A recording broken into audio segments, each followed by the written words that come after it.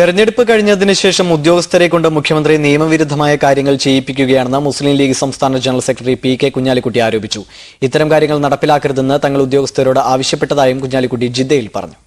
G Sukumaran Nair മുഖ്യമന്ത്രിക്കെതിരെ സംസ്കാരശൂന്യമായ വാക്കുകളൊന്നും പ്രയോഗിച്ചിട്ടില്ലെന്നും സംസ്കാരത്തിന് യോജിക്കാത്ത പ്രയോഗങ്ങൾ നടത്തുന്നത് വി.എസ്. അച്യുതാനന്ദനാണെന്നും മുസ്ലിം ലീഗ് സംസ്ഥാന ജനറൽ സെക്രട്ടറി പി.കെ. കുഞ്ഞാലിക്കുട്ടി പറഞ്ഞു.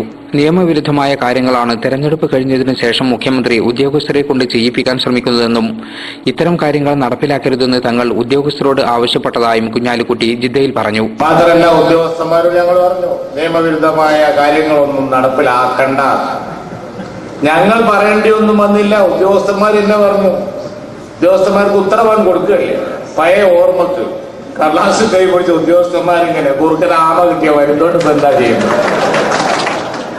പിന്നെയും വിളിച്ച് ചോദിക്കുന്നത്, എന്താ ഓർഡർ ഇറക്കാത്തത്?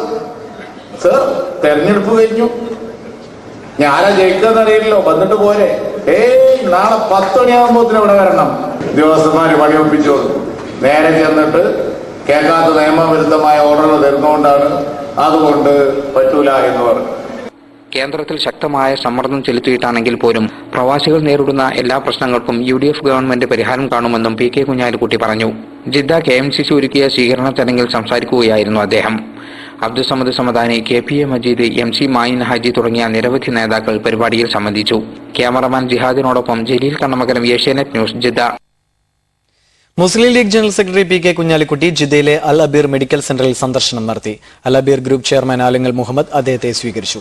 ആശുപത്രി ജീവനക്കാരും സാമൂഹ്യ സാംസ്കാരിക രംഗത്തെ പ്രമുഖരും സംബന്ധിച്ചു.